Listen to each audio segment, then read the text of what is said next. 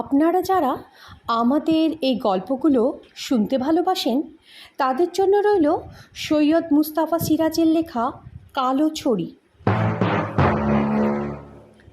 মুরারিবাবু প্রতিদিনের মতো মর্নিং ওয়াকে বেরিয়েছিলেন। ডাক্তারের পরামর্শ, এ বয়সে রোজ ভোরবেলা অন্তত 1 ঘন্টা হাঁটাচলা করলে হার্টের অবস্থা ভালো থাকে। আঁকা বাঁকা গলিতে হাঁটতে হাঁটতে বড় রাস্তায়, তারপর কিছু দূর হাঁটলেই একটা পার্ক। বার 2-3 পার্কটা চক্কর দিয়ে মুরারিবাবু একটা বেঞ্চে কিছুক্ষণ বসে জিরিয়ে নেন, তারপর আস্তে সুস্তে বাড়ি ফেরেন। এদিন পার্কে চক্কর দিয়ে তিনি জিরিয়ে নেওয়ার জন্য একটা বেঞ্চে বসেছিলেন। আজ পুরো বেঞ্চটা খালি। প্রতিদিন কিন্তু বেঞ্চ খালি পাওয়া যায় না। মুরারিবাবু ঘড়ি দেখলেন, 6টা বেজে গেছে। আজ একটু বেশি হেঁটেছেন তিনি, তাই ক্লান্তিটা যাচ্ছেই না। আরও মিনিট 10 তিনি বসতে চাইলেন। একটু পরে এক ভদ্রলোক এসে বেঞ্চটার অন্য প্রান্তে বসলেন। এক মাথা সাদা চুল, পাকানো গোঁফ, পরনে গিলে করা আদ্দির পাঞ্জাবি আর ধাক্কা পাড় ধুতি, পায়ে চকচকে পামশু, হাতে একটা কালো ছড়ি। বেশ শৌখিন মনে হচ্ছিল তাকে। তাছাড়া মিঠে একটা সুগন্ধ টের পাচ্ছিলেন মুরারিবাবু। এই বয়সে সেন্ট মেখে মর্নিং ওয়াক করতে বেরিয়েছেন ভদ্রলোক। মনে মনে হাসি এলো মুরারিবাবুর, আর চোখে ভদ্রলোককে ভালো করে লক্ষ্য করলেন। এবার ভদ্রলোক পকেট থেকে সিগারেটের প্যাকেট আর লাইটার বের করলেন। তারপর সিগারেট ধরিয়ে ধোয়ার রিং পাকাতে থাকলেন। কিছুক্ষণ পরে হঠাৎ সিগারেটটা জুতোর তলায় ঘষে নিভিয়ে ভদ্রলোক উঠে দাঁড়ালেন এবং হন্তদন্ত হাঁটতে শুরু করলেন। মুরারিবাবু অবাক হয়ে তাকিয়েছিলেন। ভদ্রলোক পেরিয়ে বড় রাস্তার ফুটপাতে পৌঁছেছেন। সেই সময় মুরারিবাবুর চোখ পড়ল ওর কালো ছড়িটার ওপর। সঙ্গে সঙ্গে তিনি ছড়িটা তুলে চেঁচিয়ে উঠলেন, ও মশাই, আপনার ছড়ি ফেলে গেলেন তো। ভদ্রলোক যেন শুনতেই পেলেন না। ফুটপাতের ওখানেই বাস স্টপ, প্রায় খালি একটা বাস তখনই আসলো। উনি বাসটায় উঠে গেলেন। বাসটা তক্ষুনি গর্জন করতে করতে ছেড়েও চলে গেল। মুরারিবাবু ছড়িটা হাতে নিয়ে হতবাক হয়ে দাঁড়িয়ে রইলেন। কালো ছড়িটা এই ভদ্রলোকের মতোই শৌখিন, হাতলওয়ালা ছড়ি। হাতলে রুপোলি নকশা কাটা, বাকি অংশ মসৃণ। তলার দিকটা ইঞ্চিটাক রুপোলি খাপে মোড়া। মুরারিবাবু অগত্যা ছড়িটা নিয়ে বাড়ি ফিরলেন। কাল মর্নিং ওয়াকে গিয়ে যদি ওর দেখা পান ফেরত দেবেন, যদি না পান পরশু আনবেন। মোটামুটি যতদিন না উনি দেখা পাচ্ছেন প্রতিদিনই তাকে ছড়িটা নিয়ে ঘুরতে হবে, এই চিন্তা করতে করতে তিনি বাড়ির পথে পা বাড়ালেন। সেদিন রাত্রে কি একটা শব্দে ঘুম ভেঙে গেল মুরারিবাবুর। তারপর ঝাঁঝালো মিঠে সুগন্ধ টের পেলেন। প্রথমে ভাবলেন মনের ভুল, পরে বুঝলেন মনের ভুল নয়, ঘরে সত্যিই সুগন্ধ মৌ করছে।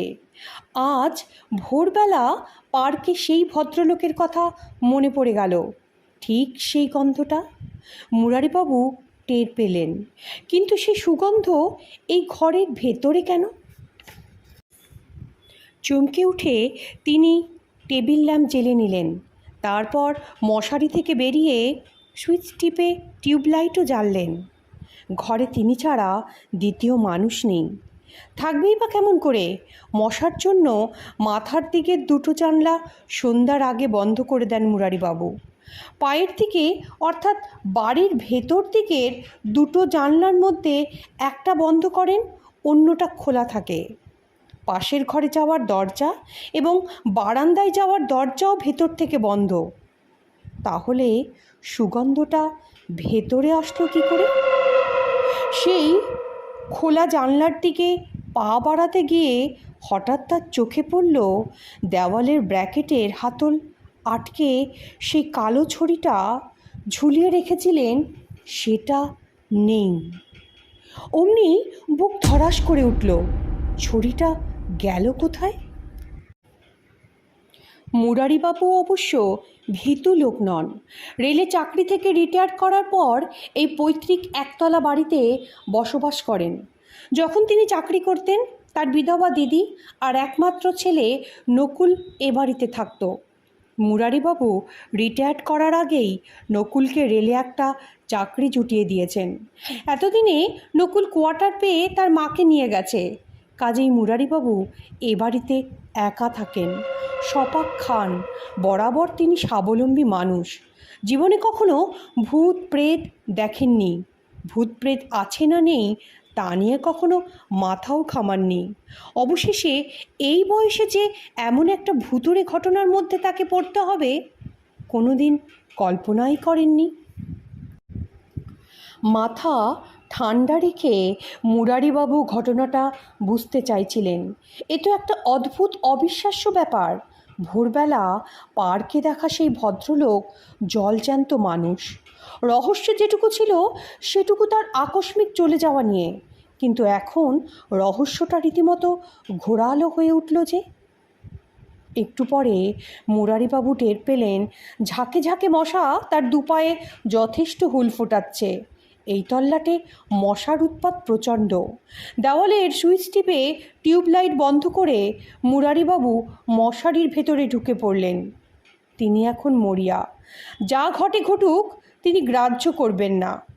কিছুক্ষণ পর মশারির ভেতর থেকে হাত বাড়িয়ে টেবিল ল্যাম্পের সুইচ অফ করে দিলেন তিনি।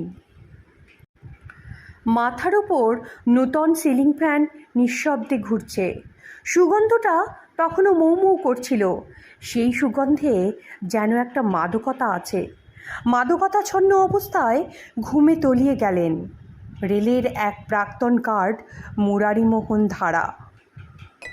ঘড়িতে অ্যালার্ম দেওয়া থাকে।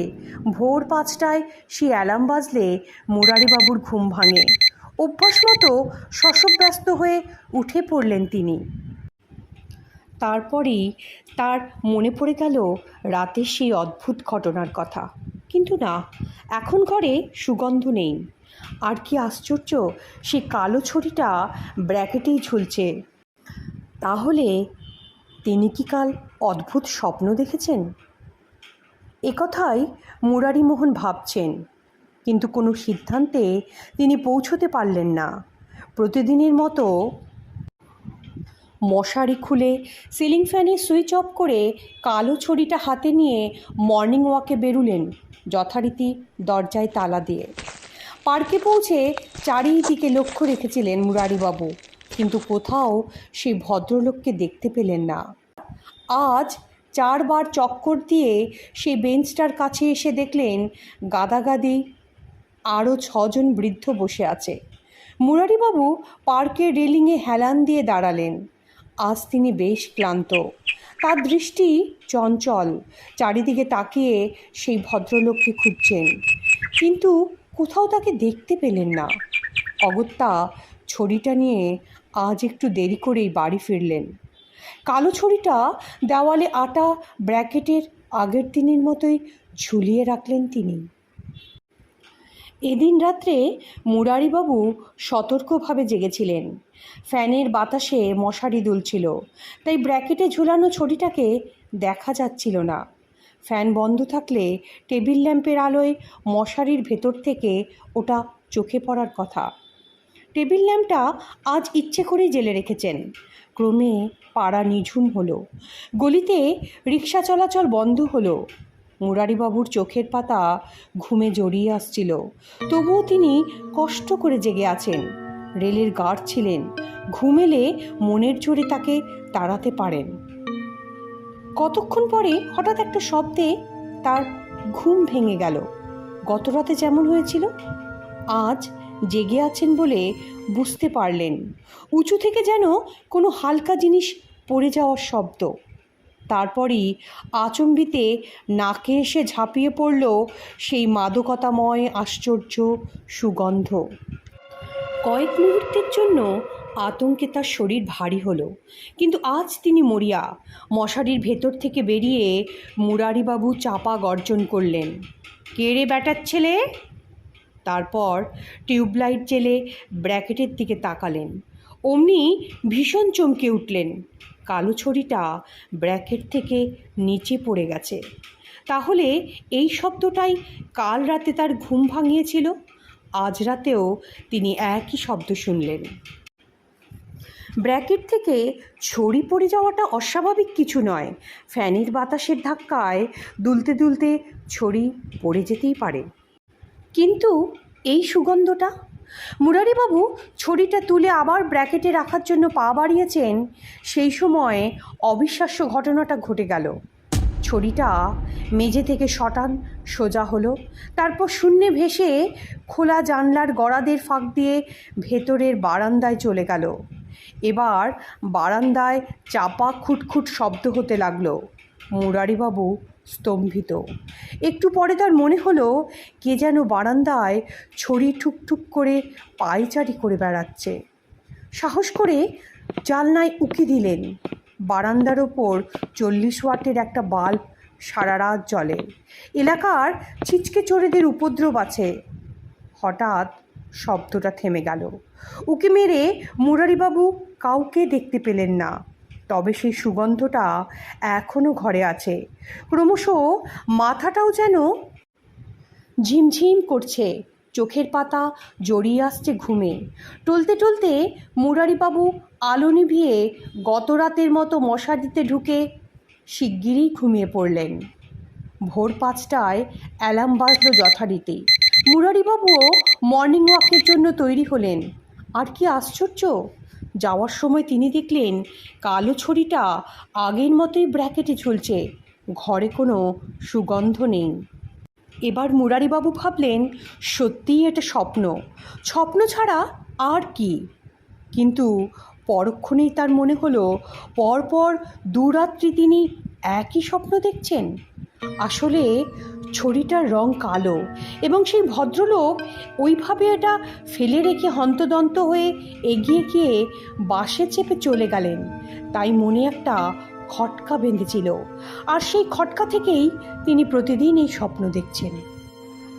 অমন বিদঘুটে স্বপ্ন প্রতি রাতে দেখতে কি কারুর ভালো লাগে? তাছাড়া এভাবে কালো ছড়িটার রহস্য নিয়ে মাথা ঘামালে তিনি তো পাগল হয়ে যাবেন। তার চেয়ে ছড়িটা এখানে ফেলে রেখে সেই ভদ্রলোকের মতনই তিনি কেটে পড়বেন ঠিক করলেন। এদিন পার্কে সেই ভদ্রলোককে খুঁজে পাননি মুরারিবাবু, তবে সেই বেঞ্চে তার বসবার মতো জায়গা ছিল। জনাচার তার বয়সী প্রবীণ ভদ্রলোক বেঞ্চে বসেছিলেন। কালো ছড়িটা এক পাশে রেখে মুরারিবাবু ভাবছিলেন পরপর 2 রাত্রি একটা অদ্ভুত স্বপ্ন তিনি দেখছেন। আজ রাত্রেও যদি ওই স্বপ্ন দেখেন। অমন বিদঘুটে স্বপ্ন প্রতি রাতে দেখতে কি কারুর ভালো লাগে? তাছাড়া এভাবে কালো ছড়িটার রহস্য নিয়ে তিনি মাথা ঘামালে তো পাগল হয়ে যাবেন। তার চেয়ে ছড়িটা এখানে ফেলে রেখে সেই ভদ্রলোকের মতনই তিনি কেটে পড়বেন। মনে মনে তিনি এটাই ঠিক করলেন। তিনি মনে মনে ভাবলেন এমনও তো হতে পারে এই কালো ছড়িটা সেই ভদ্রলোকেরও নয়, তিনিও এর পাল্লায় পড়ে ভুতুরে স্বপ্নের চোটে নাকাল হয়ে এখানে ফেলে গেছেন। মুরারিবাবু ছড়িটা ফেলে রেখেই বেঞ্চ থেকে উঠে দাঁড়ালেন। তারপর হন্তদন্ত হাঁটতে শুরু করলেন, কিন্তু বরাত অন্যরকম। বেঞ্চের এক ভদ্রলোক ছড়িটা নিয়ে ছুটে এলেন। ও মশাই, আপনার ছড়িটা ফেলে যাচ্ছেন যে? বেগতিক দেখে মুরারিবাবু মাথা নেড়ে বললেন, না না, ওটা আমার নয়। ভদ্রলোক যেন তেড়ে এলেন, বললেন, আমার নয় মানে? আপনি এটা হাতে নিয়ে বেঞ্চে বসেছিলেন, আবার বলছেন আপনার নয়। মুরারিমোহন বললেন, আপনি ভুল দেখেছেন, আমি ছড়ি হাতে বেঞ্চে বসিনি, ছড়িটা ওখানে রাখা ছিল। এবার তর্ক বেঁধে গেল। ভদ্রলোক চেঁচিয়ে ডাকলেন অবিনাশ দাকে, রঞ্জনবাবুকে। বললেন, আপনারা শিগগিরই আসুন তো। সে বেঞ্চ থেকে 4 প্রবীণ হন্তদন্ত হয়ে এলেন। তারপর কথাটা শুনে সবাই এক বাক্যে বললেন, পরিতোষবাবুই ঠিক, আমরাও দেখেছি আপনি কালো ছড়ি হাতে নিয়ে বেঞ্চে বসেছিলেন, এখন বলছেন ওটা নাকি আপনার নয়। ব্যাপারটা কি খুলে বলুন তো। সব কথা খুলে বললে হয়তো তাকে এরা পাগল ভাববে, এই ভেবে মুরারিবাবু ফোঁস করে একটা শ্বাস ছেড়ে বললেন, ঠিক আছে দিন, ছড়িটা দিন। বলেই ছড়িটা নিয়ে হন্তদন্ত হয়ে পার্ক থেকে বেরিয়ে গেলেন। ওরা চারজন ততক্ষণে হাসাহাসি শুরু করেছে, বলছেন পাগল পাগল, বদ্ধ পাগল। কথাটা শুনে মুরারিবাবু ভাবলেন, পাগল এখনো হইনি, তবে শিগগিরই পাগল হয়ে যাব এই হতচ্ছাড়া ছড়িটার জন্য। গলিতে ঢুকে তিনি ঠিক করলেন ছড়িটা বরং থানায় জমা দেবেন, শুধু বলবেন এটা তিনি আজ ভোরবেলায় পার্কে কুড়িয়ে পেয়েছেন। বাড়ি ফিরে ব্রেকফাস্ট করে তাড়িয়ে তাড়িয়ে এক গ্লাস চা খেয়ে মুরারিবাবু ছড়িটা নিয়ে বেরিয়ে পড়লেন। কিন্তু থানায় গিয়ে আরেক কাণ্ড। থানার বড়বাবু ছড়িটা দেখেই উত্তেজিতভাবে হাঁক দিলেন, সমাদ্দারবাবু, সমাদ্দারবাবু, শিগগিরই আসুন। একজন পুলিশ হন্তদন্ত হয়ে ঘরে ঢুকলেন, বললেন, বলুন স্যার। বড়বাবু বললেন, দেখুন তো এটা আঢ্যিবাবুর সেই ছড়ি কিনা। ওর স্ত্রী বলেছিলেন একটি কালো ছড়ি হাতানোর জন্যই ডাকাতরা আঢ্যবাবুকে খুন করেছিল। ভদ্রমহিলা ছড়িটার যে ডেসক্রিপশন দিয়েছিল তার সঙ্গে এটা মিলে যাচ্ছে, তাই না? সমাদ্দারবাবুও ছড়িটা দেখে চমকে উঠলেন। ওটা হাতে নিয়ে হাতলের নিচে রূপালি অংশটা খুঁটিয়ে দেখার পর তিনি বললেন, হ্যাঁ হ্যাঁ স্যার, এটাই এ দেখুন খোদাই করা আছে এসকে আঢ্য, তার মানে সুশীল কুমার আঢ্য। মুরারিবাবু ফ্যাল ফ্যাল করে তাকিয়ে আছেন, কি বলবেন ভেবেই পাচ্ছেন না। বড়বাবু তার দিকে চোখ কটমট করে তাকিয়ে বললেন, দেখুন মশাই, এটা এক সাংঘাতিক মার্ডার কেস, ছেলে খেলা নয়। সত্যি করে বলুন তো আপনি এটা কোথায় পেয়েছেন? সমাদ্দারবাবু বললেন, স্যার আগে দেখা যাক এটার ভেতর হিরেগুলো আছে কিনা, যদি না থাকে তাহলে ভদ্রলোককে অ্যারেস্ট করতে হবে। বলে তিনি ছড়ির হাতলটা ঘোরাতে শুরু করলেন। মুরারিবাবু অবাক হয়ে দেখলেন প্যাচ খুলে হাতলটা আলাদা হয়ে গেল। তারপর সমাদ্দারবাবু ছড়ির মাথার দিকটা টেবিলে ঠুকতে লাগলেন। কয়েকবার ঠোকার পর খুদে 3 টুকরো উজ্জ্বল কি একটা জিনিস বেরিয়ে এলো। জানলা দিয়ে সকালে রোদ এসে পড়েছিল বড়বাবুর টেবিলে। সেই রোদে 3 টুকরো জিনিস থেকে চোখ ধাঁধানো দীপ্তি ঝলমলিয়ে উঠল। মুরারিবাবু হতবাক হয়ে তাকিয়ে রইলেন। এবার বড়বাবু সহাস্যে বললেন, আপনি এই ছড়িটা কোথায় পেলেন বলুন তো মশাই? মুরারিবাবু গুম হয়ে বললেন, আজ ভোরবেলায় পার্কে কুড়িয়ে পেয়েছি। কিন্তু ব্যাপারটা কি স্যার? পুলিশ অফিসার বললেন, বললুম না মার্ডার কেস। কদিন আগে সুশীল কুমার আঢ্য নামে এক ভদ্রলোক এই ছড়ি হাতে বেড়াতে বেরিয়েছিলেন। তারপর একটা গলির মোড়ে তার ডেড বডি পাওয়া যায়। সমাদ্দারবাবু বললেন, স্যার আমার মনে হচ্ছে যে কারণেই হোক খুনিরা ওই ছড়িটা হাতাতে পারেনি। বড়বাবু বললেন, কারণটা এবার আসামি দুটোর মুখ থেকেই শোনা যাক। ওদের হাজত থেকে এখনই নিয়ে আসুন, ওরা এবার কি বলে শোনা যাক। সমাদ্দারবাবু নির্দেশে 2জন কনস্টেবল হাত করা আর কোমরে দড়ি বাঁধা দুটো লোককে টানতে টানতে নিয়ে এলো। একজন বেটে গাট্টা গোট্টা, অন্যজন রোগা। সমাদ্দারবাবু তাদের পেটে গোটা কতক বেটনের গোতা মেরে বললেন, বল হতচ্ছাড়া, এই ছড়ির জন্যই তোরা সুশীলবাবুকে মার্ডার করেছিলি, কিন্তু ছড়িটা হাতাতে পারিসনি কেন? ব্যথার চোটে অস্থির হয়ে বেটে লোকটা বলে উঠল, আমরা দুজনে একসঙ্গে ছিলুম বটে, তবে খুনটা করেছিল বেচুলাল। ছড়িটা সেই হাতিয়েছিল। পরদিন বেচুর কাছে শুনি ছড়িটা নাকি তার ঘর থেকে বেপাত্তা। আমরা বিশ্বাস করিনি, ওকে খুব শাসিয়েছিলাম। বেচু মা কালীর দিব্যি কেটে বলেছিল, রাত দুপুরে খুটখুট শব্দ শুনে সে আলো জেলে দেখেছিল ছড়িটা নাকি ঘরে জানলা গলিয়ে পালিয়ে গেল, আর ঘরে নাকি একটা ঝাঁঝালো সেন্টের গন্ধ। আপনারা বেচুকে খুঁজে বের করুন স্যার। এবার মুরারিবাবু আর চুপ থাকতে পারলেন না, বলে উঠলেন, একটা কথা জিজ্ঞেস করি, সুশীলবাবুর মাথার চুল কি সাদা ছিল? বেটে আসামি ফোঁস করে শ্বাস ছেড়ে বললেন, আগে হ্যাঁ, ওর পরনে গিলে করা আদ্যির পাঞ্জাবি ছিল। মুরারিবাবু চুপ করে গেলেন। বড়বাবু বললেন, আপনি সুশীলবাবুকে চিনতেন নাকি মশাই? আস্তে মাথা নেড়ে মুরারিবাবু বললেন, এবার কি আমি যেতে পারি স্যার? পুলিশ অফিসারটি বললেন, তবে নাম ঠিকানা একটা স্টেটমেন্ট লিখে দিয়ে যান। সমাদ্দারবাবু, স্টেটমেন্ট লিখুন তো। কাঁপা কাঁপা হাতে মুরারিবাবু স্টেটমেন্টের তলায় নাম ঠিকানা লিখে থানা থেকে বেরিয়ে এলেন। তারপর হাঁটতে হাঁটতে হঠাৎ একটু থেমে গিয়ে ভাবলেন, বড়বাবুকে কি বলে আসবেন খুনি বেচুলাল ঠিক কথাই বলেছিল তার দুই সাংঘাতকে? কিন্তু তারপরই মনে মনে ভাবলেন, কথা বাড়িয়ে লাভ নেই। পুলিশের আইনে ভূতপ্রেত বলে কিছু থাকে না। তাছাড়া আসল ঘটনা খুলে বলতে গেলে হয়তো নিজেই খুনের কেসে ফেঁসে যাবেন। পুলিশ ভূতপ্রেতের চেয়ে সাংঘাতিক, তার চেয়ে চুপচাপ কেটে পড়াই ভালো। তবে হ্যাঁ, একটা কথা স্পষ্ট বোঝা যাচ্ছে, সুশীলবাবুর আত্মা যেন ঠিক এটাই চেয়েছিলেন, মুরারিবাবুর মতো ভালো মানুষ শেষ অবধি তার ছড়িটা থানাতে জমা দিই। তাই ছড়িটা এইভাবে বেঞ্চে তার কাছে ফেলে রেখে সুশীলবাবুর আত্মা উদাও হয়ে গিয়েছিল। শ্রোতা বন্ধুদের উদ্দেশ্যে অনুরোধ, আমার এই গল্পটা যদি আপনাদের ভালো লাগে, চ্যানেলটাকে লাইক, সাবস্ক্রাইব আর শেয়ার করতে ভুলবেন না কিন্তু।